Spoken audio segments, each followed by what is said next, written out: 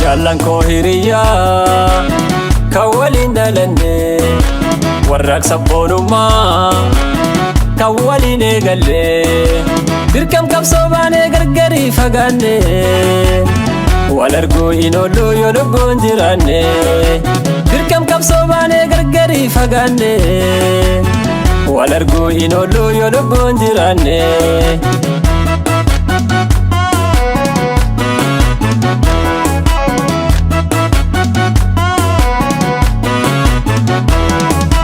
Jala ko jaalummaan jechaan hin ibsamu sadoof dantaa walitti ni hidhamu fira dhiigaan olii homtuun hin durfamu firri koosi qofaa kan naaf abboomamu fira dhiigaan olii homtuun hin durfamu firri koosi qofaa kan naaf abboomamu jaalan koo hiriyaa kan waliin dhalanne warraaqsa boonummaa kan waliin eegalle dirqam qabsoo baanee gargarii fagaanne wal arguu hin oollu yoo lubbuun jiraanne dirqam qabsoo baanee gargarii fagaanne wal arguu hin oollu yoo lubbuun jiraanne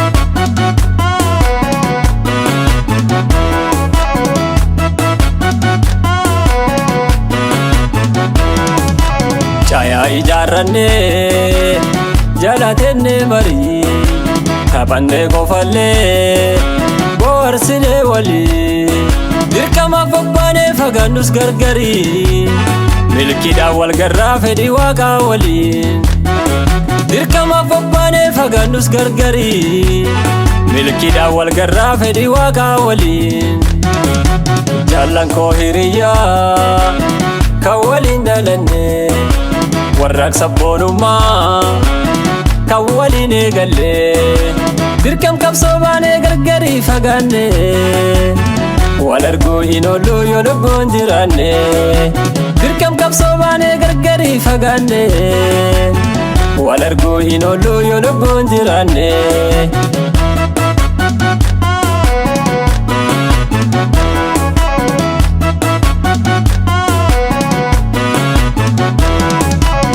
Imaana gootota ofirratti baanne wareegamaaf madoo sabaaf jecha fudhanne waadaa biyyaaf seenne qajeeloon raawwanne imaana gootota ofirratti baanne wareegamaaf madoo sabaaf jecha fudhanne waadaa biyyaaf seenne qajeeloon raawwanne jaalan koo hiriyaa kan waliin dhalanne warraaqsa boonummaa kan waliin eegalle dirqam qabsoo baanee gargarii fagaanne wal arguu hin oollu yoo lubbuun jiraanne dirqam qabsoo baanee gargarii fagaanne wal arguu hin oollu yoo lubbuun jiraanne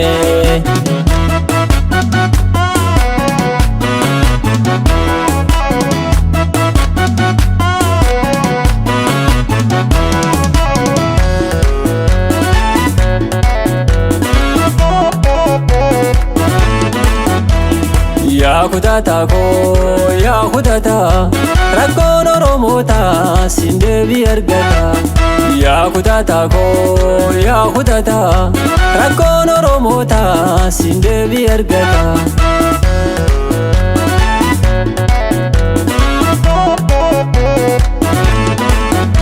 kan kaayoon daganne isjiibbaaf hin laafne kallachummaa qabsoo kayyoomuun sharafne kan kaayoon daganne isjiibbaaf hin laafne kallachummaa qabsoo kayyoomuun sharafne.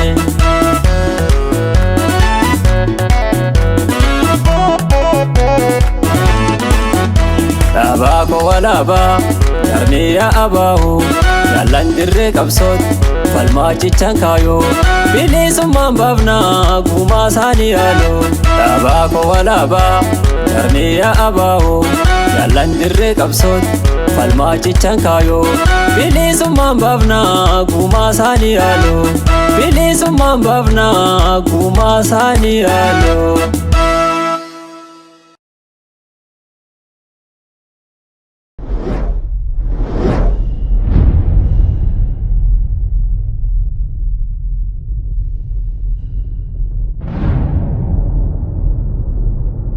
Daawwattoota Walabummaa News Network kan daawwachaa jirtan qophii Walabummaa News Network kan torbanitti yeroo tokko isinii darbu qophii haala yerootii fi seenaa goototaati. Qophii keenya har'aa keessatti akkuma baratame keessummaa tokko qabannee dhiyaannee jirra. Isaanis keessummaa kabajamoo Aadde Dinqinash Kitilaa jedhamu. Aadde Dinqinash Kitilaa waamicha keenyaaf afeerraa keenya waattanii baga nagaan dhuftan. Ayyeesinis baga nagaan na eegdanii na affeeruu keessaniifis galatoomaa jedha. Tole Aadde Dinqinash akkuma beekamu qabsoo bilisummaa Oromoo keessatti gumaacha guddaa qabu.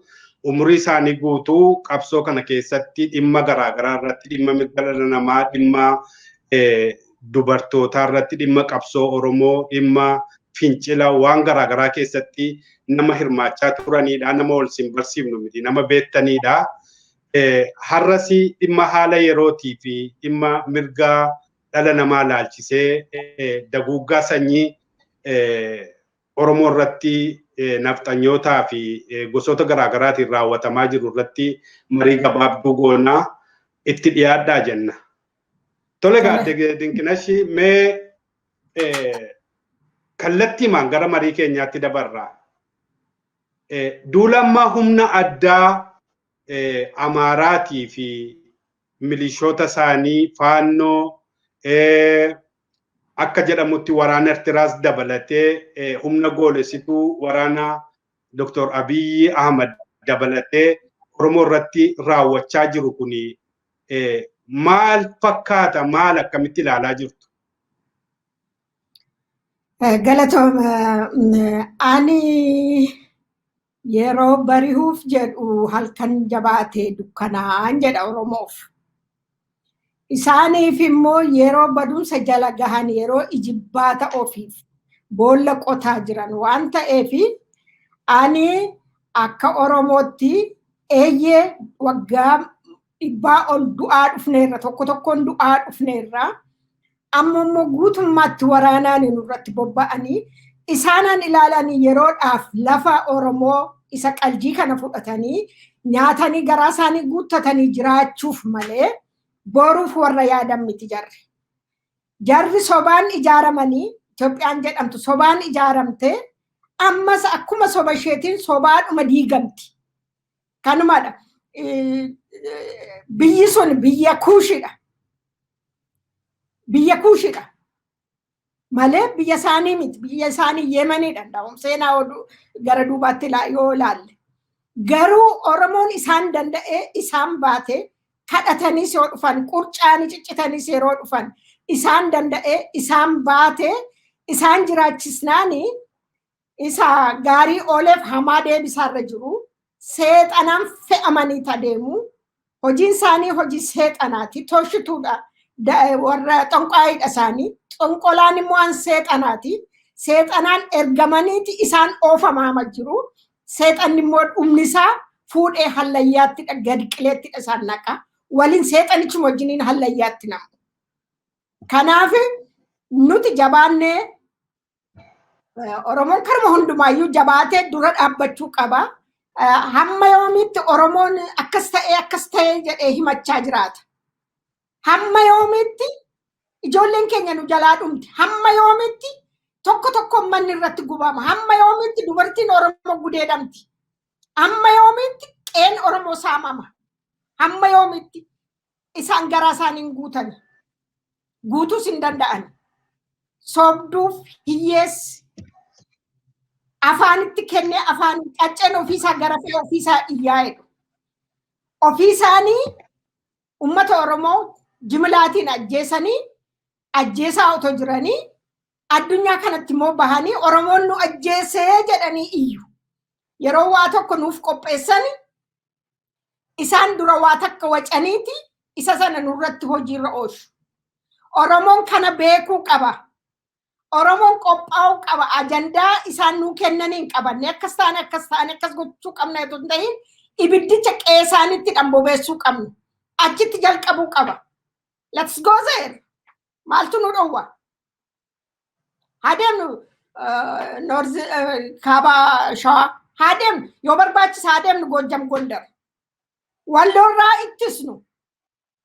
Walloon bara 430 guutuu isaan wajjin qabsaa ture. Infama. Habirman Oromoon walloorratti otoo achitti rukunnee cabsine wal geenye asin darbani. Balleessaan keenyadha. Wal ela akkaataatti Oromoon lama ta'ee walitti dhufee waa mari'atu dhokkaadha biyya sana keessatti.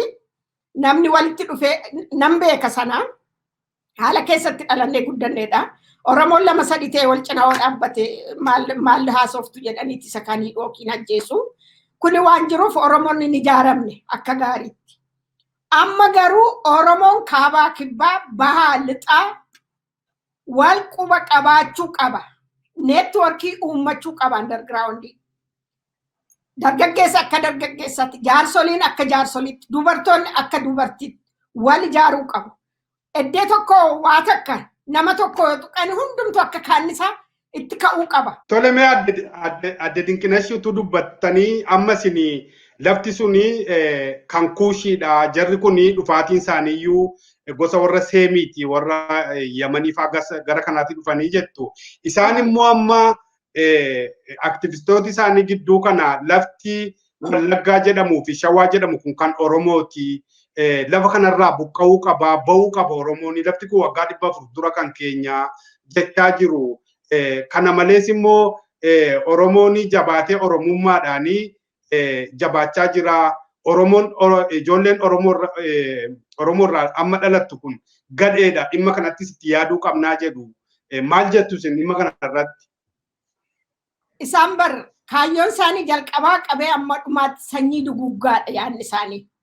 Oromoon lafarraa badee laficha qofaa barbaanna warra jedhanidha jarri kun. Kanaaf kanatti adeemaa jiran.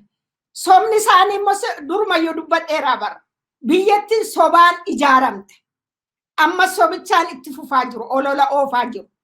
Garuu akka isaanitti baakfaayirii godhu sobni kuni amma gahee enough is enough. Kana booda sobuu hin danda'ani Oromoo abbaa fedheyyuu. Kanaafaniin dura dhaabbachuun nurra jira. Sobduun addunyaa irratti bar harka isaa dhiiga ilmaan Oromootiin dhiqachaa ture bara dargii keessa. Inni amma aktiivistii ta'e biyya alaa taa'e akkas godhaa Wallagga biyya Amaaraatiin ni jedhu kuni. Bar ofii isaaniiyyuu of hin beekani waa'ee keenyaa beekuu haa turuuti. Eenyummaa isaanii hin beekan ofii isaaniiyyuu. Isaan kadhannaatiin dhufan biyya. Kadhaatiin dhufanii eddeetti tole namni ol seenaa nyaadhaa jedhee Oromoo nyaachisee obaasnaa achitti tolee dhufanii. Inni kan qonnaatiin dhufe qaxarame amshoo qaxaramee dhufe. Goromsa tokko fudhatee deema waggaa tokko qotee amshoo isaa. Akka kanaatti dhufaniiti biyya bunaa biyya qalbii gojamoo waan cufa coobsaa hafu malee hin argatan. Isa qaban irrayyuu jiraachuu isaanii rabbitu beeka haala amma jiranii. Hagalan biyya isaaniitti. Hedduu galatoomaa adde dinqinashii. Kana malees immoo amma dhiyeenya kana wanti guddaan deemaa jiru tokko lola amma akkuma isiniin jedhe waraana Eritiriyaatii fi humna goolessituu waraana Riip jedhan kanaa fi kan milishaa Amaaraa dabalatee ajjechaa isaan gochaa jiranii kan Walloo irrattis naannoo Walloo irrattis yoo argitanii turte irra guddaa dubartootaaf ijoolleedha. kun immoo sanyii daguuggaa sana kun Oromoo hir'isuu, Oromoo fixuu, Oromoon gara fuulduraatti akka hin baay'anne gochuudha. Keessumaayyuu dubartoota Oromoo ulfa garaadhaa baasuu, ijoollee durbaa gudeeduu, ijoollee durbaa fixuu akkuma Tigraay keessatti godhan sana Oromiyaa keessatti durumaa waggaa dheeraatii godhamaa jira. Isa kana raawwachaa jiru. Isa kanarratti dubartooti keenya biyya alaa jiran haala fooyyee qabu keessa jiran ijaaramanii jiran maal gochaa jiru? Akkamitti yaadaa jiru waa'ee kanaatti? Akkamitti yaaddu? Maal jettume? Galatoome dubartoonni ijaaramnee jirra. Akka jaarmiyaatti waa'ee saba keenyaa erga gaafa ijaaramnee jalqabnee iyyachaa jirra addunyaatti. Mootummoota addunyaatti karaa xalayaa barreessuutiin, karaa hiriira bahuutiin, yoo beektu ta'in beeku, hiriira baanee White House fuulduratti dubartoonni hiriira waamanii guyyaa 3 hagabuu ooluu buluutiin iyyata karaa adda addaa dabarsaa turreerra bara wayyaaneetii qabee jechuudha. Dhuunfaadhaan immooyyuu akkuma nama tokkootti waan gargaaruu dandeenyuun, karaa gargaaruu dandeenyuun hundumaa irratti hirmaachaa jirra akka dhuunfaatti. Akka jaarmiyaatti garuu iyyata karaa adda addaa barreessuudhaan yeroo hundumaa websaayitii waldaa dubartoota seentanii ilaaluu dandeessu www.iowo.org. Inni kun egaa isa duriitti irratti maxxanfameera. Isaa asitti baay'een hojjetameera, baay'een barreeffameera addunyaa irratti, mootummoota addunyaa irratti. Dhageettis yeroo adda addaatti argateera. Mootummoonni addunyaa amma saatureeted beeku, hundumaa beeku amma yeroo kana waa'ee biyya sana keessatti waan ta'aa jiru. Kanaaf iyyatas dhaqne, fiizikaalis dhaqne, State Departmentittis himanneerra. Waan nu deddeebisaniiran jira. Sin jabaattanii yoo ofii keessaniif dhaabbattani sin cinaa gorra. Baay'ina lakkaawwatiinaa jabina keessantu barbaachisaa jedhaniiru. Yoo jabaataane fira baay'ee qabna. Yoo laafne garuu yeroo hundumaa akkas taane jennee himachaa hafna. Kanaaf jabinni keenya barbaachisaadha. Biyya alaatis biyya keessaas. Kanan jedha galatooma. Tole galatooma. Kana malee dhimma mootummaa addunyaas ta'ee dhimma falmattoota mirga namaa Human Rights Watch warri jedhaman fa'aa kuni ammallee kan isaan baay'ee irratti xiyyeeffatanii jiran, kan isaan daguuggaa sanyiitu ta'ee dubartootatu gudeedamee namatu dhumee ajjeefamee jumlaan gatamee jedhanii kan isaan baay'ee dubbatan dhimma Tigraay sanarratti.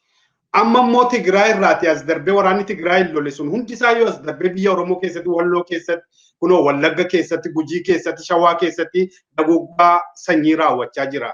Kan Shaabiyaas dabalatee akkuma isiniin jedhe.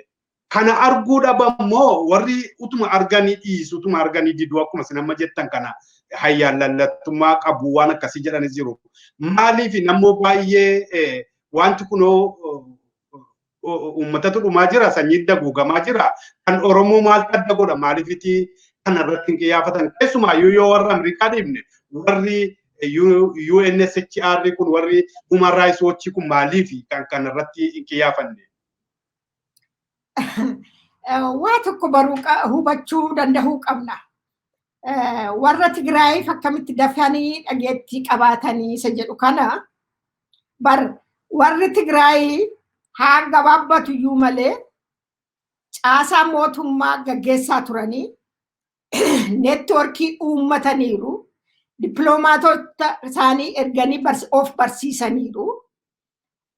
Xinnoo karaa miidiyaa adda addaas dhageettii qabu turanii yeroo sana. Nutis isaaniin yeroo kasasnu isaaniin barsiisneerra yeroo sana akka baraman gooneerra.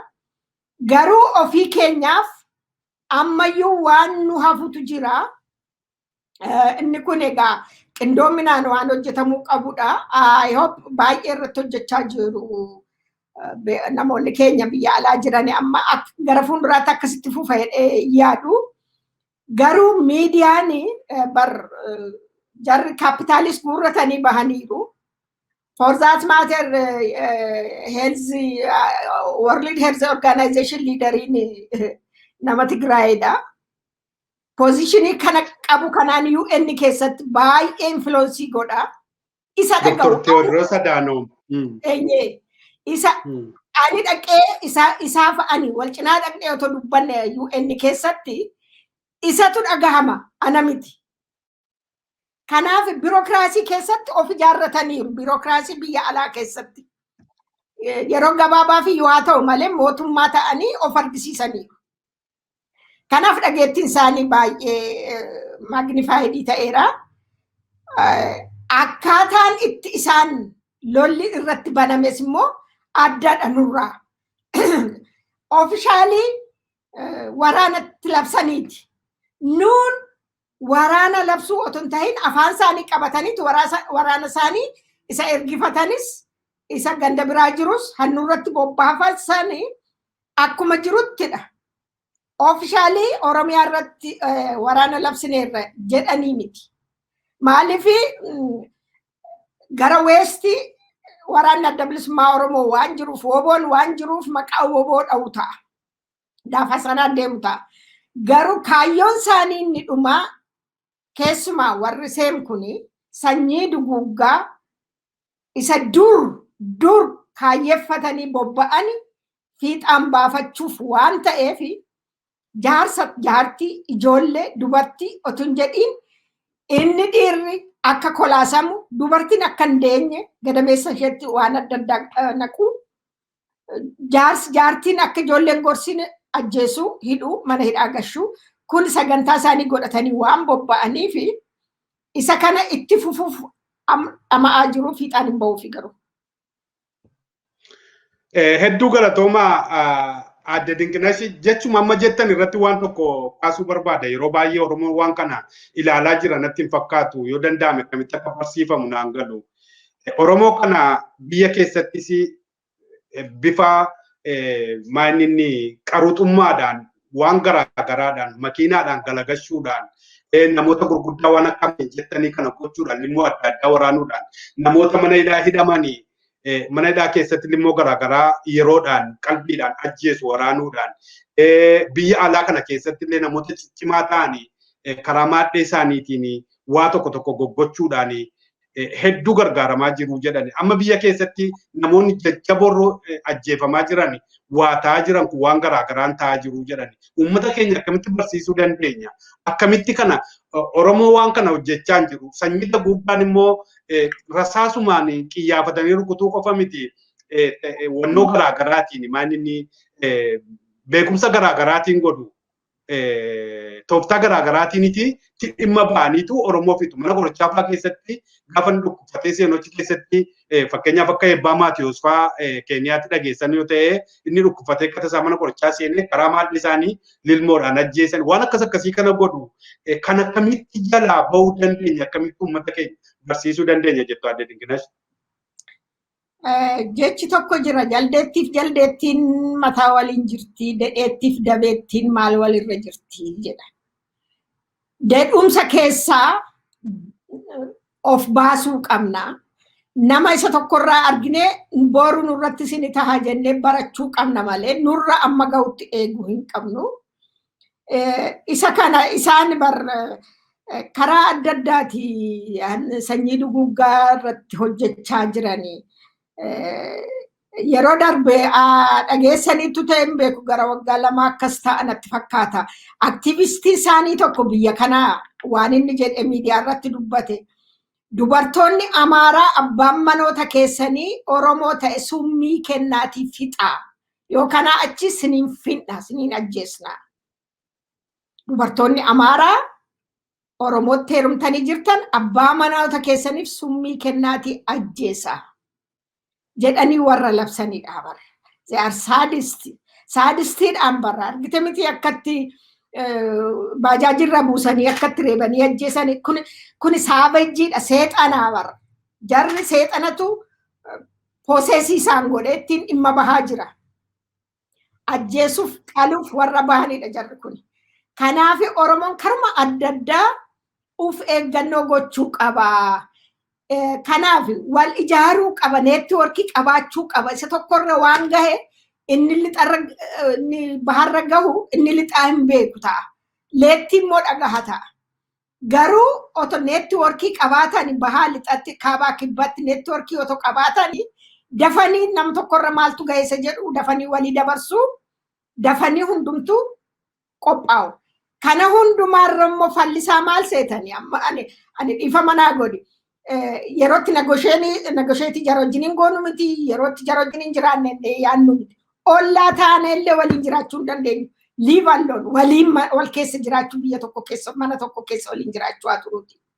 Ollaallee taane boruuf warra yaadan mitiin barra. Ollaa taane illee ollaa gaarii taane waliin jiraachuu dandeenya ta'a. Garuu amma inni hin jiru. Hin danda'amu akkasitti jara wajjiniin jiraachuun hin danda'amu. Kanaafi of keessaa qulqulleessee Oromoon wanni labsite naan jechuu malu. Garuu waan isaan godhan irraa kaaneetan kana goonu aan jennu san goonus. Kanaaf Oromoon of qulqulleessuu qaba. Hamaa isa hojjetu hundumaa hamaadha of keessaa baasuu qaba. Karma fedheenu. Hedduu galatooma jechuma kanarratti waan amma deemaa jiru sin gaafadha. Oromoon of qulqulleessuu biyya isaa keessaas diina qulqulleessuu isa jedhu kanarratti Oromoonni hedduun Oromooni hundeedha eessatti buqqaana. Nuti Itoophiyaa keessatti walqixxummaadhaan mirga keenya kabachiifne jiraannaa jedhanii ammallee warri nu dura dhaabbachaa jiran jiru. Lammaffaa immoo haalli teessuma lafa biyya sanaa hin ayyamu Oromooni hiiree isaa murteeffachuu yookaanis immoo walaboomuudhaaf biyya isaa bilisoomsachuudhaaf jedhu irra hedduun namootumti qabsoo kana keessatti beekaman gurguddaamti qabsoo kana eegalan bu'uureessan fa'aa jedhan hedduun akkasitti nurra dhaabbachaa jiru. Irra guddaa kan nu rukuchiisaa jiru yookaan akka jedhamu yoo ta'e bakka qabatee jiru warra Oromoodha amma kan Oromoodha jedhamu warri aangoo qabatanii maqaa Itoophiyaadhaan nu fichisiisaa jiran. Garuu Oromoodhaan gaafa akkas jedhan immoo jarri immoo iyyuu lafa kan Oromoo kan keenya jedhan keessaa yoo Oromoon bahuu qabaa jechaa jiru. Isaanumtuun cinnaa jechaa jiru waan nama dhibutu isaanumtuu Oromoon lafa akkas akkasii keessaa gadhiisee bahuu qaba. Fakkeenyaaf Walloo keessaa baa Wallaggaattiidha yeroo duraa. Amma immoo iyyuu Wallaggaa kan keenyaa jechaa jiru. Kan akkamitti araarsina akkamitti Oromoon kun roorroo kana jalaa baa Oromoomti waan rukutaa jiru isinitti hin fakkaatu waan gara tokkotti hin luuccamne hin fakkaatu. Ilaame warri jara kana wajjiniin waliin jiraachuu dandeenya Itoophiyaa dimokiraatessinee maaliidha warri jedhani akka lamatti ni ilaala. Tokko sammuu isaanii garboomeera. Isa keessaa qulqullaa'uu hin danda'ani jarri kun. Meentaalitii garbummaa qabatanii ati bilisoomtee ta'oo jedhaniyyuu shin jedhu. Oromoodhumti bilisoomee ati Oromoodha ati bilisoomteetta biyya bilisaarra jiraadhu jedhamaniyyuu ishin jedhu gooftaa koon barbaadaa jedha. Maaliif sammuutu bilisoomne sammuutu garboomeera. Karaa biraa immoo yeroodhaaf waan nyaatan waan garaa guuttatan ilaalu. Jara kana ani kana caalaa gorsuus obsuufis hin dandeenye. Isuma dabalateet of keessaa qulqulleessuu qabna. Ani akka kootti Oromoon amma Oromoo ta'ee biyya isaa irratti lafa isaa irratti abbaa biyyummaa isaa kabachiisa jiraachuu hin danda'u. Warra mental slavery kana of keessaa qulqulleessuu qaba. Jaallates jibbes. Kun isa dhumaati amma kana caalaa no more. Dhiifama jennee wal sossobne yuuzan dasiroo dhaabar isaanis irratti duulaa jiru mamma isaaniif waan hafu isaanitti fakkaateeti. Yeroodhaan otoo saba isaanitti deebi'anii otoo malatanii otoo Waaqayyo isaan eebbise dafanii saba isaanitti deebi'aniiti of eegu of jabeessu. Isaanumaanuu goobanaatiin akkamitti dhimma itti bahanii akkamitti ajjeesani. Bar use and throw kana keessaa of baasuun han abbaasaati. Abbaan isaa of hin baasu taanaan wajjiniin darbatama. Kanuman jedha waa isaanii. Hedduu galatoomaa adde Dinqinash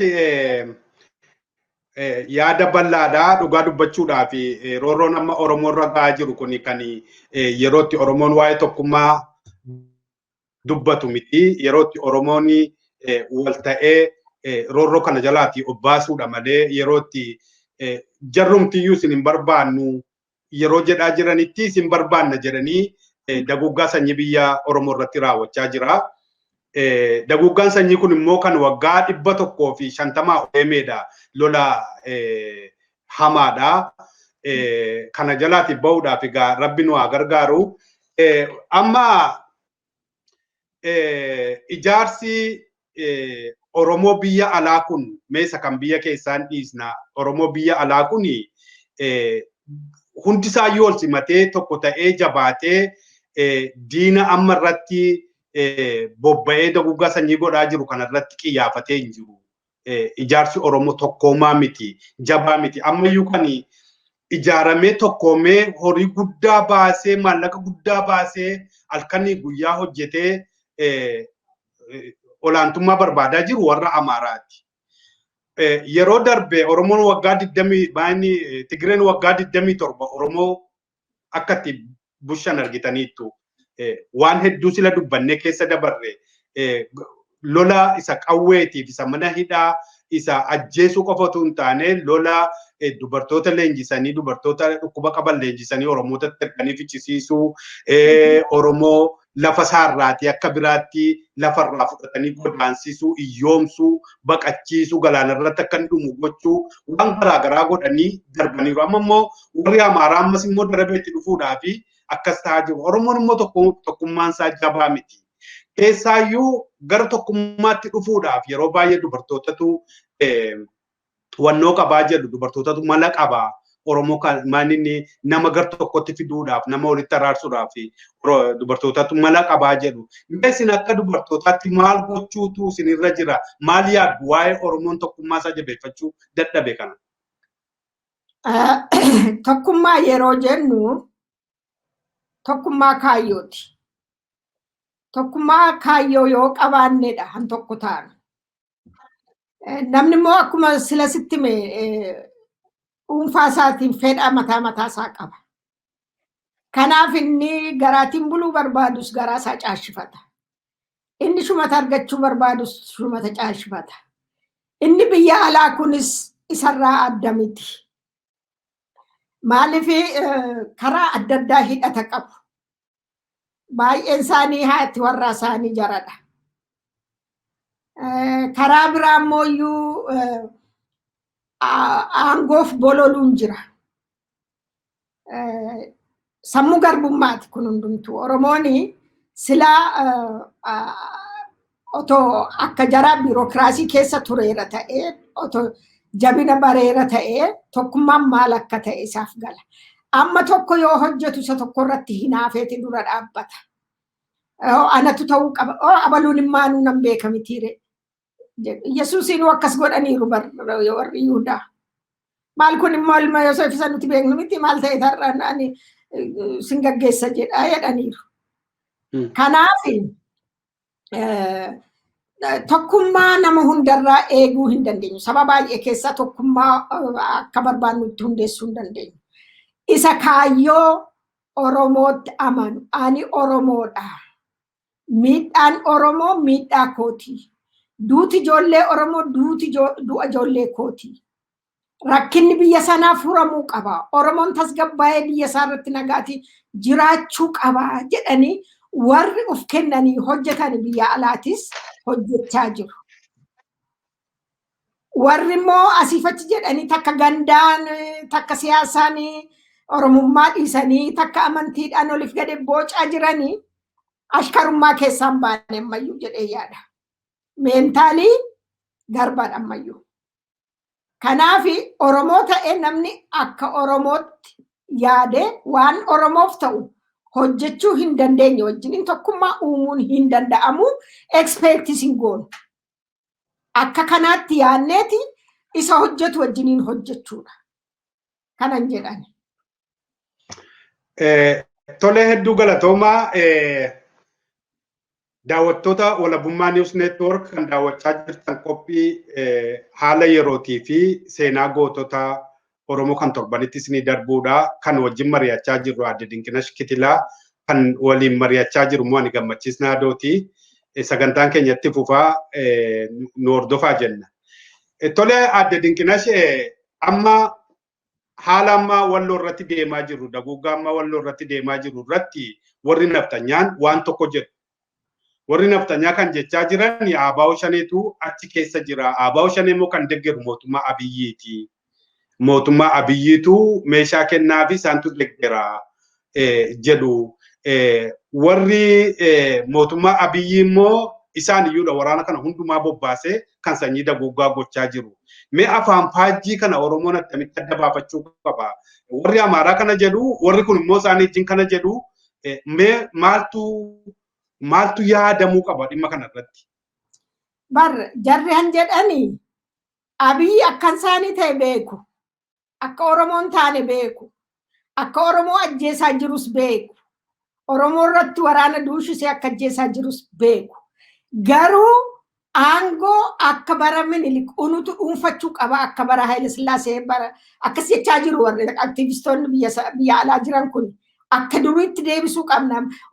2018 achi dhaqee dhufee mana road map hojjennetti kennineerra Abiyyitti. Abiyyiin qabannee Itoophiyaa ishee durii deebisuu qabna jedhanii waan barbaadanii fi isa sana galmaan gahuu fi waan dideefi dadhabe indi deemiti dadhabe waan dadhabee fi Abiyyitti duuluu jalqaban use and siroodha siin jedheera silumayyuu. Oromoonni mootummaa keessa jiranii itti dhimma bahanii amma tajaajilaniiti ari'atamu yookiin ajjeefamu yookiin balleeffamu. Kanaaf jarri akka nuti barbaannutti ammayyuu fiixaan nuun baasne waggaa 3 fixe akkasumatti Oromoo balleessee Amaarri biyyattii sana dhuunfachuu qaba isa jedhu kana dadhabee gochuu hin dandeenye jedhaniiti saloon. Inni immoo isaaniin garaan gaha jedheeti Oromootti bobbaasee ajjeesisiisaa jira. Deebi'anii ofii isaaniiyyuu wal nyaatu. Deebi'anii ofii isaaniiyyuu badu. Ammas irra deebi'een jedha. Taa'uu didani harkin teenye maal tuttuqa jedhani. Taa'uu didani qeesaanii bakka jiranitti nagaatiin jiraatanii waan barbaadan nu biraa fudhatanii Isaayyaas ammaa nan bilisoome jedheet biyya isaatti waan nyaatu waan dhugu yeroo dhabu bar Eertiraan buna ekspoortii gooti. Buna biqilchituun bar Eertiraan. Oromiyaa keessaa fuuteeti. Ikonomii Itoophiyaati biyya keenyaati Oromiyaatiin jiraatti. Kanaaf inni immoo iyyuu Abiyyiin qabadhee Itoophiyaatti sana deebiseen dhuunfadha. Anatu pirezidaantii Itoophiyaa tahaa. Jedheeti diina isaa warra turan Amaaraa wajjiniin ammaaf temporary friend ta'aniiti Oromoo balleessuuf Abaa'oo barreessuuf Woboo balleessuuf dhama'aa jiru. Ofii isaanii wal qabatanii badu. Walitti deebi'anii wal nyaatu. Oromoo balleessuu hin danda'ani kana booda. Kana. Kun dhugaadha galatoomaa hedduu Oromoo balleessuun hin danda'amu. Abaa'oo balleessuu yaadu Abaa'oo balleessuun hin danda'amu. Abaa'oo amma kan dhuunfate uummata Oromooti. Lolli Oromoodhaa fi diinagdee naftanyoota yookaan Oromoodhaaf diina gidduu ta'eera. Qofaatti adda bilisummaa Oromoo qiyyaafachuu hin danda'amu. Maaliif adda bilisummaa Oromoo fi uummanni Oromoo tokko ta'eera waan ta'eef. Kan biraan kan nama dhibutu utuma immoo tokkummaa jechaa jiranii waan garaagaraa waan rukutuu dabarsu. Amma Baardaaritti wannoo geggeessan irratti Itoophiyaatti qidem Oromummaa yuudemii jedhani. Jechuun Itoophiyaan adursitu Oromummaa naa dhabamuu jedhani. Itoophiyaan kun immoo isuma warra amma Abiyyiin faa bushaa jiranii, Dr. Abiyyiin faa bushaa jiranii, kanaan duras immoo warrumti Oromoo faa jedhan kun bushaa turanii fi Itoophiyaa tokko taate kan biyya Oromoo yookaan kutaa 11 akka duriitti lakkoofnu kana qabattuudha. Ergi Oromummaan hin dhabamate akkuma jedhame maaninni sanyii daguuggaadha beekamaadha. Akkamittiiniti Itoophiyaa walitti qabanii bulchuu danda'u. Lammata immoo pirezidaantiin naannoo Amaaraa mootuu isaan kana jechaa jiranii jecha biraa baase. Maal jedheenni immoo Oromoon tuqinaa walitti qabdanii tuqinaa. Uummanni Amaararraa ka'ee Jimmaan naqee buna funaanee buna gurguratee achitti waa godhatee inni kan achi jiraachaa jira inni kan immoo galaa jira. Hojjetatee galaa jira qabeenyaadhaani. guddatee galaa jiraa jedhee afaan isaatiin gadi bahee dubbate. Maali wanti waaltaan hin jirre mootummaa namaan galleedha biyya sana keessa kan jiru. Akkuma jedhan sana warra goboza lakaa jedhamuun bulatee hin beennu malee ibsa rukututu jira. Mee kan akkamitti ilaalu? By the way, biyyittiin Itoophiyaa jedhamtu sana ammayyuu irra deebiseen ibsa. Itoophiyaan jedhamu kun kuushidha bara.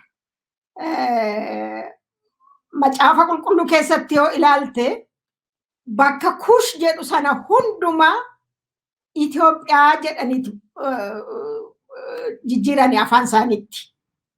Itoophiyaa jechuun kuushidha. Kuush kun Itoophiyaan jedhu kun isaaniin hin ilaalu. Itoophiyaan an jedhu kun kuush ilaala, unuun ilaala, Oromoo ilaala, saba kuush hundumaa ilaala. Isaanii Oromiyaa kana jechuu isaaniiti, warra kibbaa jechuu isaaniiti. Hundumaa seeman ta'e isaan qofaadha. Kanaafi isaan kana Itoophiyaa jennee Oromiyaa kana dhuunfannee qabeenya isheetti jiraannaa jedhu. Otoo amala qabaatanii Oromoon akkuma duriyyuu isaaniin jibbuu namarraa jibban qabu jiraachuu danda'u turani. Akkuma pirezidaantiin biyya amma dhumarratti dubbatte sana buna funaananii horatanii jiraatu. Kadhattuu ta'anii harki isaanii ciccitaa ta'ee kadhattuu ta'anii dhufaniiti mana qabaatanii jiraatu booda. Uummanni Oromoo akkasittidha isaan jiraachisaa jira. Jiraachuu danda'u turani ammas. Ani sitti meeragaa. Waaqayyo seexanatu isaan fedhate xinqolaatiin waan jiraataniif jarri kuni xinqolaan hojii seexanaati. Seexana kanatu isaan fedhate cubbuu kanaan dura harka isaanii dhiiga ilmaan Oromootiin dhiiga ilmaan Kuushiitiin Awurooppaa gargaarsa argatanii Awurooppaarraa meeshaa gargaarsa argatanii harka isaanii isa dhiqatan cubbuu sanatu deebi'ee isaaniin balleessuuf akkas isaan gochaa jira. Dhiifa manaa godhi amma saatureetii ta'aniiru waddan isaan jiran. Sadarkaa kanatti eenyu wajjiniinu jiraachuu hin danda'an. Hanna gaddisiisu uummata warra nagaa isaan warri finxaaleeyyiin akkasitti yaadan sammuun isaanii doomeera. Sammuun isaanii seexanaan poosesdii ta'eera. Kanaaf akkas ta'u. Hanna gaddisiisu garuu uummata nagaa biyya Oromiyaa keessa hojjetatanii jiraatan wal horaniiran Oromoo wajjiniin isaaniin sababa godhatanii aqanii isaaniin ajjeesanii Oromootu sin ajjeese jedhanii olola oofuu isaaniitu na gaddisiisa. Baay'ee na gaddisiisa. Lubbuun jara sanaa na gaddisiisa. Warra ofiif abbaan ilmaaf obboleessaaf warra yaannedha isaan. Lafa fudhachuuf jedhee Gojjam keessatti obboleessa isaati ajjeesaa bara. Warra achi obboleessa isaanii ajjeesanii baqatanii dhufan biyya keenya galaniidhaan warra akkas ta'an. Kanaafi hireen isaanii isa dhumaati. Uummata nagaa akkan jiraanne nagaatiin Oromoo keessa warri jiraatan akkan jiraanne godhanii afaan faajjii uumaa jiru. Baay'een gadda. Daafaa isaaniitiin uummanni baay'een dhiigni dhangala'uun karaa keenyas karaa isaanis. Baay'ee na gaddisiisa. Hedduu galatoomaa adda dinqinashi yeroo baay'ee mootummooti gaanfa Afrikaa kun akkuma beektanii keessaa yoo warri Itoophiyaa kun takkaa waa'ee lubbuu dhala namaa waa'ee mirga dhala namaa hin beekani. Har'a buluuf jecha wannoo siyaasaa hojjetu dogoggora siyaasaa hojjetu isaanii lubbuu namoota ajjeesan kanaan siyaasa gadatu. Dhaqanii Wallagga keessatti ajjeesanii kunoo shaneetu ajjeese kaana achiin dhaabadhaa jedhu maqaa kanaan gargaarsaa olii isaaniirraas guurratu maqaa kanaan immoo lola bananii jiraatu. Irra guddaa immoo halkan tokko buluuf jecha waanuma har'a nama tokko ajjeesanii halkan irraa buluu duwwaa yaadu malee bal'isanii fageessanii akka dhala namaatti karaa nagaa karaa dimokiraasii namni lubbuunsaa eegame biyyi nagaa ta'e ofiis barcumarra nagaa ta'anii jiraachuun beekanii egaa aadaadhumaan immoo akka beekamu moototii Afrikaa kun hin ajjeefamu malee irra guddaan isaanii kan toleedhanii aangoo walitti dabarsanii hin jiranii seenaa Itoophiyaa keessattuu yoo kaasuun danda'ame xiqqooma ishee Hayilamaariyaam Dassaaleny irraa kan namni jira natti hin fakkaatu. Namni daddaffiidhaan na'ee waa ofirraa fuudhee kenne jechuudha. Haile Sillaaseen lafa jalatti awwaalame Mangistuun akkanitti dhumarratti fiigee bahee beektu akkasittiin dhufanii mallasillee kun akka inni itti ajjeefame beektu akkasittiin dhufanii nagaadhaan namni akkasitti taa'ee walitti kennu hin jiru. Amma gochaan kun hundumtuu Oromoo irratti raawwachaa jira. Tokkoffaa Walloo irratti daguugaa sanyii raawwatanii Oromoon fiigee dirmatee Walloo irratti Walloo gargaaruu yaala. Kunno achi maanni waan bara irratti yeroo hundumaa daguugaa sanyii raawwatu nagada siyaasaa isaaniif jecha maqaa shanneedhaanis maqaa waraana bilisummaa Oromoon achitti dirmata. Wallagga yeroo dheeraatti deddeebi'ameeti. Gujiin akkasi, Shawwaa dabalatee amma Harargeen akkasi, Arsiin akkasi. Amma Oromoon dhumarratti gara dhumaatti dhufaa irra. Oromoon kun kana jalaa bahuudhaaf maal gochuu qaba? Bor achitti waan tokko dhalatee hojii manaa kennanii fi achi dirmachuu, iftaan immoo asitti dirmachuu. Kana jalaati furmaati waaraan furmaati dhumaa Oromoon jiraachuu danda'u maal jettanii Oromoodhaaf dhaamtu? Oromootti himtu. Jarri kun warra waa'ee dimokiraasii beekan miti. Isaaniif hin galu. Jecha isaanii keessayyuu dimokiraasii hin jedhamu hin jiru. Kanaaf qawweedhaan buluu barbaadu yeroo hundumaa. Qawweedhaan yeroo bulan immoo nama lafarraa fixanii laficha qofaa barbaadu. Ofii isaanii nyaatanii jiraachuudha barbaadu. Kanaaf uummanni keenya hundumtu kana beekee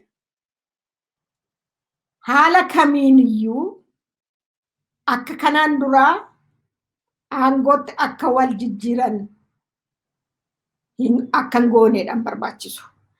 Kana gochuun humna qabuusaa jabeeffatee, humna isa hidhatee jiru jabeeffatee, uummanni biyya keessa jiru immoo jabeessee of qabee of eeggatee, inni qawwee hidhateeru qawwee qabaatee, amma danda'ame immoo inni hidhanne qotee bulaan hundumtuu yoo hidhate, yoo qawwee dhabe immoo eeboosaan kaakseessaa qopheeffatee, dubartiin haaduu ishee maacidii ishee qopheeffattee, ijoollee waan qabduu ishee ulee ishee homa ishee qopheeffatteeti ofirraa ittisuu qaba. Amma waa'ee dimokiraasii haasa'uu miti hin jiru inni yaalleerra bara dheeraa kun waggaa 50 olii. Keessumaa immoo 1991 asitti bara wayyaaneetii asitti baay'ee yaalameera. Umeera. Jibbaa ta'e umeera. Kanaaf uummanni Oromoo yaada isaa gar tokkotti deeffatee ofirraa ittisuu isa qeesaa dhufee isa loluuf ka'u, isa ajjeesuuf ka'u dura dhaabbatee ajjeesee du'uu qaba. Taa'ee du'uu miti. Ifa manaa godhe kana jechuu koof. Mana ofiitti Waaqayyoos akkasuma jedha. Ofirraa isa mana koo dhufee na lolu, isa mana koo dhufee na ajjeesuuf jedhu ajjeeseen irraa ittisa. Cubbuun qabu kun mana namaa dhaqnee miti, qe'ee namaa dhaqnee miti. Kanaaf ofirraa ittisuuf uummanni Oromoo qophaa'uu qaba karaa hundumaa. Qophaa'ee ani silaa otoo ta'e masaraa mootummaan sun diigamuu qaba. Masaraan Minilik sun mana Toshituutiin Toshatachi jira, daangaa wanni tochitti awwaalamee jira diggimtii isaanii. Kanaaf masaraan Minilik sun diigamee mukni isaa jigee manni isaa gubatee lafti isaa qotamee gaggalagaluu qaba. Oromoon kan hojjechuu qaba. Masaraan Minilik biyya keenya keessa jiraachuu qabu ammaa qabee. Gaafa inni buqqa'ee haramee badu Oromoon bilisa ba'a. Kanaaf Oromoon kanarratti jabaatee hojjechuu qaba. Dura dhaabbachuu qaba. Dhiirri, dubartiin, jaartiin, ijoolleen amma qawweedhaan dhufanii waraana isaanii isin irratti bobbaafasan isin wanni godhanitti of hin eeginaa. Bahaati qophaa bahaatiidha of ajjeesaa yookiin rasaasa fuuldura dhaabbadhaa jechuu koo miti. Wal ijaaraa undergroundii, wal beekaa, hafuura neetwoorkii hojjetadhaa, qabaadhaa, hafuura walii beekaa. Iddoo tokkotti hafuurri tokkotti si hojjettu dafaa wal geessisaa. Bakka jirutti hundumtu waan isatti mul'ate tarkaanfii fudhachuu akka danda'uuf. Kanaaf isa hidhatee jiru haa jabeeffatu Oromoon. Isa inni hidhanne immoo karaa adda addaa. Bar maaliif midhaan kennituufi? hoteela biyya Oromoo keessatti waraanni sun maaliif dhaqee nyaata? Maaliif buddeena kennituufi? Hin kenninaafi buddeena. Buddeena qofaa miti. Amaara ikonomikaalii achitti Oromoo keessatti guddate irraa hin bitiinaa ittiin gurguriinaa bara. Qabadhaa amma nyaattan hin dhabne mana keessan taa'aa. Qabadhaati waan qabdan. Yoo baatu baasee ashaboodha. Ashaboon namni biraa Oromoon dhaqee bitee fidee sinitti gurguruu danda'a, sinii hiruu danda'a. Ikonomikaalii otoo cal jettanii teessanii irraa bituutti gurguruu dhiistanii oomisha duguugamtee baatii bara. Hundeen qabanii machi keessatti. Oonumatu ofirratti goobsi garaa keenya jaallannaa inni kaan immoo murteeffachuu dadhabe. Irraan bitiinaa ittiin gurguriinaa. Zayitii summaa naqqamtetti ergaa jira. Eenyuun maqaan isaa eenyu somebody Bahardaaritti zayitii baasee nuugii fi talbaa biyya keenyaa fudhataa achitti zayitii baasaa Wallagga geessaatii gurguraa adda baaseeti erga. Kuni Wallagga dhaquu qaba. Zayitii biyya sanaa dhufu zayitii faabirika warshallee Amaaraa keessaa hojjetamee dhufu hin bitatinaa Oromoo. Summi isinitti ergaa jira. Keessumaa gara Wallaggaatti ergaa jira. Wallagga dhaquu qaba kun jedhee yeroo feesisu karaa buree beekameera dhagahameera kun. Kanaaf of eegaa irraan bitiinaa talbaa keessan tumadhaa maaloo nuugiin jira nuugii keessan tumadhaati zayitiin sinii bahaa bara. Maal akkasitti miti duran jiran. Talbaa keessan daakkadhaati itti bulbulaa nyaadhaa. Ashaboorraan diidaan barbaaduun qabu Oromoon. Sukkaarri Oromiyaa keessaati dhufee isaaniin qaqqaba. Dhaabuu dandeessu. Akkan darbine gara isaaniitti danda'u.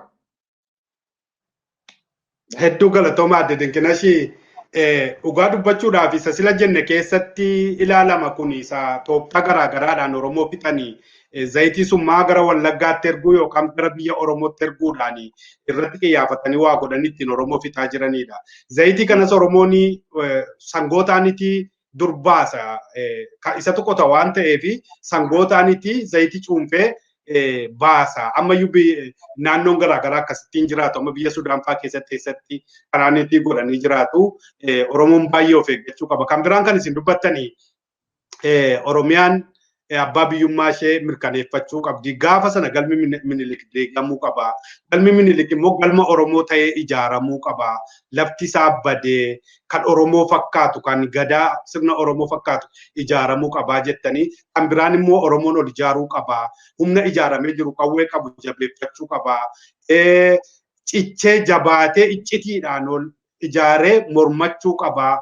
Yeroo dhumaatiif ofirraa diina isaa ari'uu qaba jettanii hedduu galatooma adde Dinqinash dhugaa dubbachuudhaaf ulfaadhaa baay'ee amma fixanneerraa dhiifama amma fixanneerraa dhumarratti Oromoo biyya alaa jiru kanaafis isa biyya keessa jiru sanyii daguugaan irratti raawwachaa jiru kanas warra akka dhaabaatti jiranis warra akka amantiitti gosa garaagaraadhaan ijaaramanii jiran akka isaan uummata isaaniif dirmatan akka isaan biyya isaaniif dirmataniif dhaamsa yoo qabaattan dhaamsa sadhumaa yoo qabaattan itti fufaa kabajama. Galatoomii Oromoon biyya alaa jiru sila xinnoo tuttuquu yaaleera. Ani asan jira ijoollee koo qabadhee asin jira ani homaan taanee jennee yaaduu dhiisne. Uummata kana cinaa dhaabbachuu qabna. Sagalees ta'uu fi qabna. Karaa hundumaa cinaa dhaabbachuu qabna. Yoo uummata kana gargaaruu baanne booda sammuun keenya giiftiitu nu ajjeesa. Giiftii qofaa miti Waaqayyos nutti farada.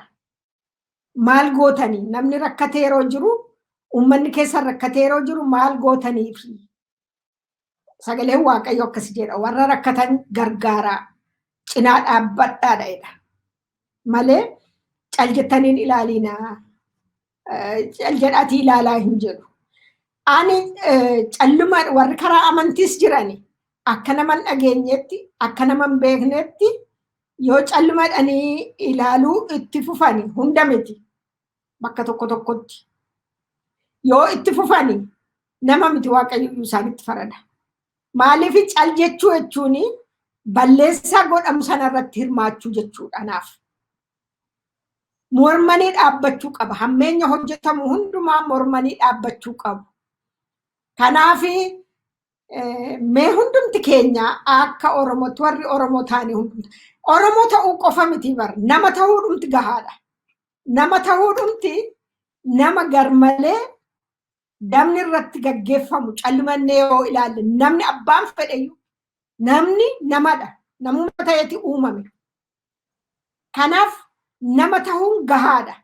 Namni nama yeroo miidhu calmannee yoo ilaalle waaqayyo nutti farada. Sammuun keenyas nutti farada booda.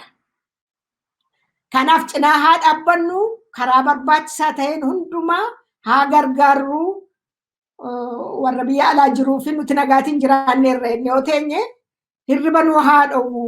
Inni nyaannu nuti nagaa taanee ganama takka guyyaa takka galgala takka nyaannu singiggoo nuttaa ta'uun jedha. Uummata kanaaf waa takka yookiin karaa gargaaruu dandeenyu hundumaan yoo gargaaruu baanne firdii waaqayyo irraas nu eeggata. Saba kanarraas nu eeggata. Kanuman jedha. Galatoomne.